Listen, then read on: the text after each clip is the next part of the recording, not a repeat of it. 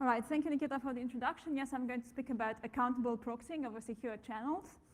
And this is a joint work with Kartik, with Antoine, Pierre-Alain, and Christina.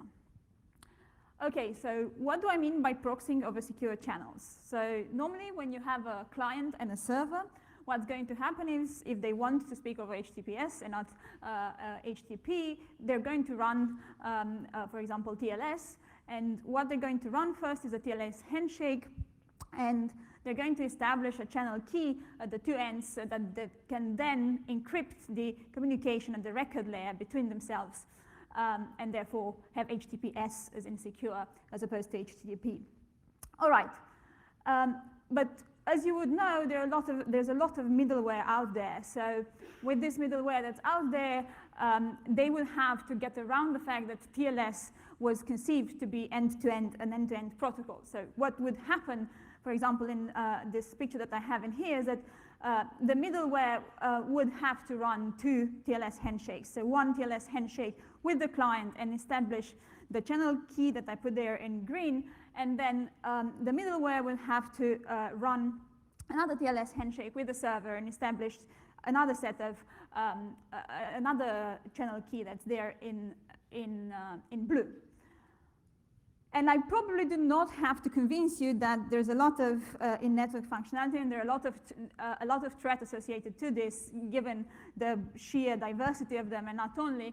And in fact, for example, for caching proxies, we had a paper at EuroSMP that described quite in a detailed manner the sort of threats that we're facing, the increased threats of having these proxies. But we did not look at this infrastructure where you have more than one. So there we looked at one. And one issue that was prominent in that work, and in fact is prominent in this proxying over secure channels, is the trouble of having these proxies being invisible.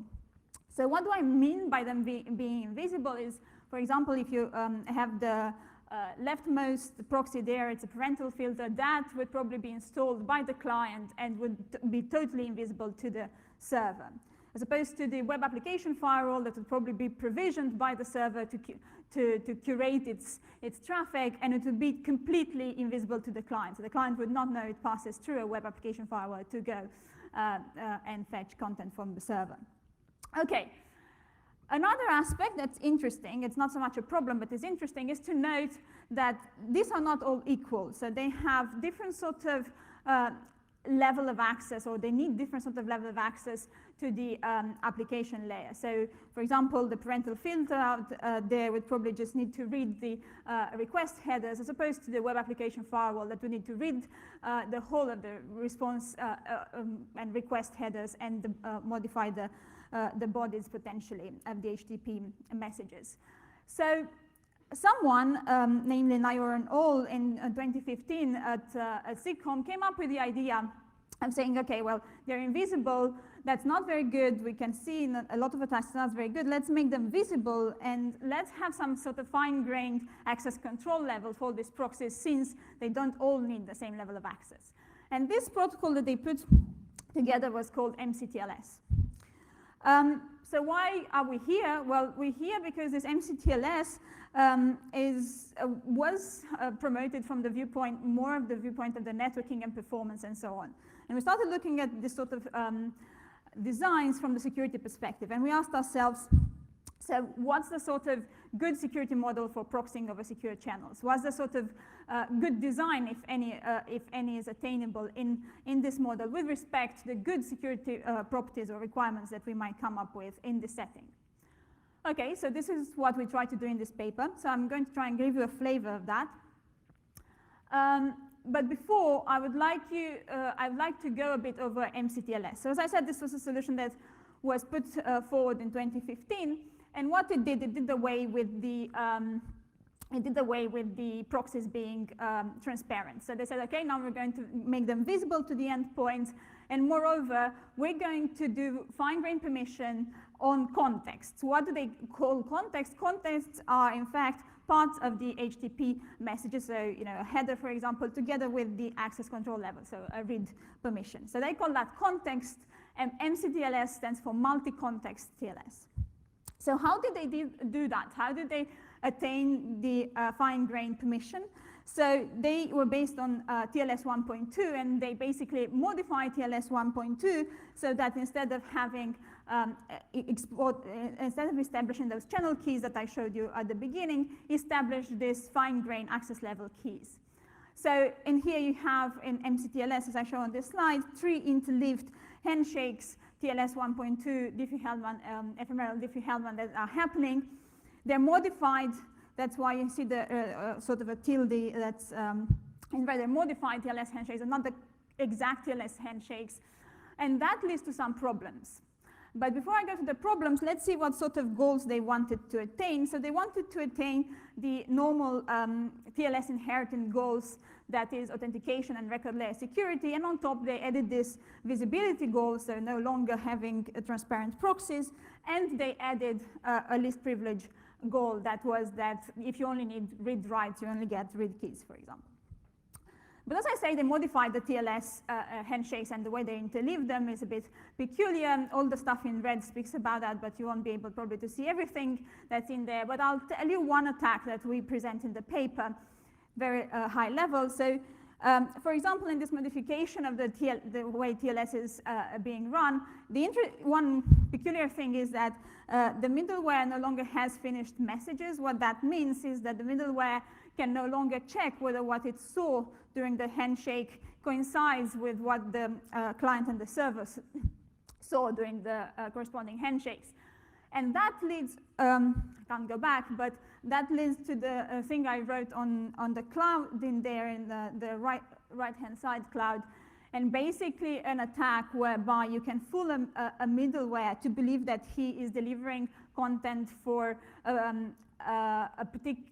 he's delivering content for someone else. So the client asked the content for a server, but in fact the middleware it's delivering content from an attacker's server.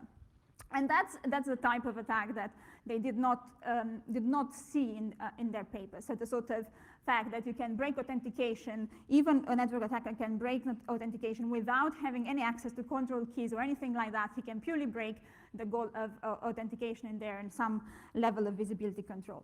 They also modify the record layer of TLS in quite a bad way, in the sense that the channel keys are no longer used to encrypt the record layer, but instead these access level keys are used. And that leads to other attacks. I have no time to cover those attacks, but I'm happy to speak about them later, and you can check them out in the paper. Okay, so that was an attempt that was, to my mind, still commendable. So that's a good attempt of trying to have accountability over when proxying over secure channels. There were some problems with it, so then we came up with a different design. That in fact is a provable security design. So I'm going to go with you through this design. In stages because it's a bit more complicated maybe if I just put up a slide with all the design. So the first phase is called a binding phase. Okay, so I first say on this slide at the top that the design is modular and generic. So what do I mean by generic? I mean that this phase starts and the protocol is based on any authenticated key exchange protocol, more specifically on an authenticated and confidential channel establishment protocol that you like. So it doesn't have to be TLS. It can be something else that you like, as long as it has the capability that alongside channel keys, it will be able to export some other keys, have exported keys. This is the case, for example, with TLS, but with others as well. Okay, so what you do in this binding phase, you first run independently and fully, completely 3 handshakes. So a handshake between the client and the middleware, and handshake between the middleware and the server, and handshake between the client and the server, and you establish the different color channel keys that I put in there. So that's different from MCTLS. You do it fully. You do not interfere with it. It's the protocol as it stands, and you run it. Okay, so after you've run that, what you're going to do, you're going to use these exporter keys that I mentioned earlier that you have to have on addition to the channel keys. You're going to use these exporter keys to generate what we call binders. So these are some bit strings that somehow link together all these 3 mini ACCE sessions. right? So you bind the green with the blue and the black, and you say they all happen for this purpose of this multi-party protocol we're running in here. Okay, so here are some details. So you have your you run your favorite ACC protocol, and you generate, as I said, the green keys, the blue keys first, and you generate the channel keys CK in there and the exporter keys EK in there. And then those binders, those bit strings I spoke about, are this T, written as T in there. These T's are just the output of a PRF instance keyed on the exporter keys over the hash of what you run thus far. And then what happens is that the middleware will send to the client and to the server what sort of binders it computed, so the green ones and the blue ones, and it will send them encrypted, so AE in there stands for authenticated encryption, encrypted with the channel keys. So you use the actual protocol to send encrypted the binders that you calculated. Okay, so now we're at the stage where two of these have happened. Now the client and the server also run the same ACC protocol, say TLS, and they also compute the channel keys, exporter keys, and binders for their session. So now they're at the stage where the client and the server can see if actually all of these has agreed.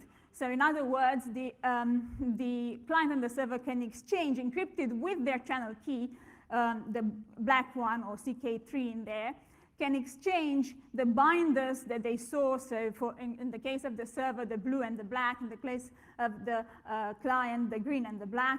And they can also put inside these messages the configurations and permissions that they're willing to accept. So by configuration, I mean the series of proxies that lie in there. You know, I have 3 firewalls and 1 compression proxy in there, yeah? And what permissions do they have? So they now are at the stage where they've run this, they establish keys, and they have these binders, these T's that they agreed upon to say, this is what we've run. Okay. The second phase of the protocol is to do the access control phase, so to establish these keys that could actually fine-grain the permissions at the record layer for the middle boxes, for the proxies. So the way we do that is you use the exporter keys and the binders, so you have those, and with those you are going to generate this read-write access keys, and then depending on the particular permissions of a given middle box, you're going to send them just the read key or the read and write key. So with more details, so I have everything at the T1, T2, T3. I put them in the label that also contain, and I do which also contains some details of the configuration, and I use this label inside again a PRF instance keyed on the exporter keys to generate a context keys for every single context. So I have the KI for context I. So for every single context means for every single fragment, if you want, that is permissioned, HTTP header that is permissioned. So I have read keys and write keys for this particular header, and then I'm going to distribute them to the middle boxes accordingly. So to the ones that need just read access, I'm going to just have read keys, and for those that need more, I'm going to have more. And I send them from the client and the server, again encrypted with the channel keys corresponding to those particular mini sessions, if you wish, yeah, the green and the blue. Okay, so now I have the binders that bound my that managed to bind my sessions together. I have my access level keys. So now I can do a record layer phase. So what happens in here is that we do not, unlike MCTLS, modify the record layer phase as you might have anticipated. That's still happening. So I encrypt with the channel keys, but inside the messages are encrypted or macked with the permissioned keys. So simply put, a client will send encrypted with CK1 in green a message that then itself might be an encryption or a mack of something that the middleware can then process. And further on, then the middleware would encrypt with the channel keys corresponding to, in this example, what it's sending to the server, the message that it has processed. Okay, so that is the protocol that we have. This is how it would look like if I put it just on one slide at the beginning. bit more scary. So what I needed to, well, I don't need that, but what would be nice if you remembered would be that this is a generic construction, so you can use it with any ACCE protocol that you like. In fact, in the paper, we give an instantiation with TLS 1.3, and that is not dependent on TLS 1.3 in any shape or form. And even an older draft of TLS 1.3 would work. And it's modular in the sense that we do not modify this protocol in any shape or form again, and you have these different phases that are separated in different ways. And by the way, the construction is, I just did one middle box. You can do this, obviously, with a lot more middle boxes. There's some care as to how you send the messages, the order, and so on. OK, so check out our paper for details. What I'd like to say in the time that's left is that I said at the beginning that we were interested in security models as well. So we had to come up with a security model that would extend the normal ACCE model, the model that's normally done for this type of protocol, securing channel protocols. And as you would expect, we inherit some stuff from there, from that model, but you have to change quite a few to sort of blend in these aspects, that you have these mini sessions that are all acting together, and also have some master sort of session between the client and the server, which has global elements like the configuration and so on. So we had to come up with quite a convoluted definition, for example, of what it means to partner sessions in this setting for those that work in this type of models. So the security properties that we had are those that are normal and are inherited from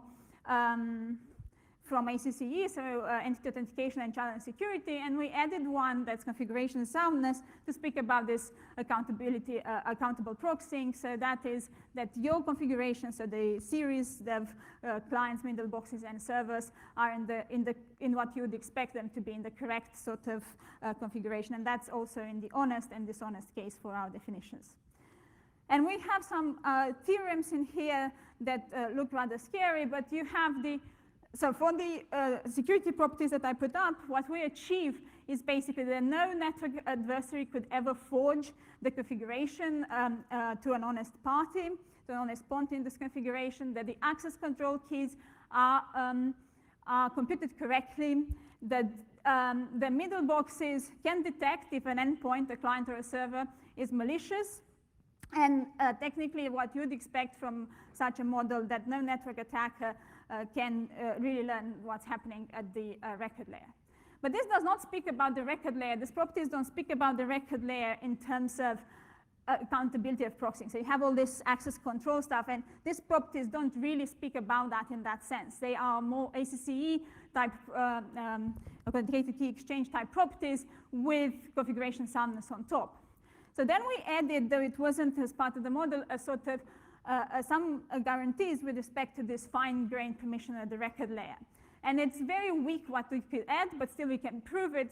So basically what we can add is that what we can infer provably is that read-only middle boxes are harmless, they're fine, but that write middle boxes are not, write-level access middle boxes are not, as you can expect. That's the last bullet in there. And we have an interesting property that no one had before, not TLS, and no one that I know of yet, and that is that honest parties would always perform their duty, even though they might receive malicious messages. So that actually helps with some of the attacks, so helps counteract some of the attacks that we saw in MCTLS, and I did not detail. So you can no longer bypass, for example, a middle box. Okay, so the assumption that we need is something to do with the exporter keys. It's a very normal assumption. We call it in the paper pseudo uniqueness of that. I can detail it later. It's really normal. TLS 1.3 has it. Okay, so I have very little time left, but I also want to tell you that we did an implementation, a verifiable implementation in my TLS with the then current draft of TLS 1.3 implemented in one middle box, and we observed, the most interesting thing that we observed is that even with one middle box with just read level access, you get some depreciation in throughput. What I would also like to say is there's a lot of work that's going on in middle boxes over secure channels. Some of my co-authors and myself are involved with some or loosely involved with some of the standardization efforts. There are other papers out there that speak about alternative solutions to ours. The message I'm leaving you with is that it's hard to do accountable proxying over secure channels. We achieved one security model for this and one design that's probably secure for this. In practice, I would say that given the guarantees that we can leave, you'd better put the most sensitive middle box closest to your server. And probably if you are to implement this like this in real life, given our initial results on the prototype implementation, you're going to see some depreciation of efficiency. These are my messages to you. I thank you for being here and not there, and I welcome your questions.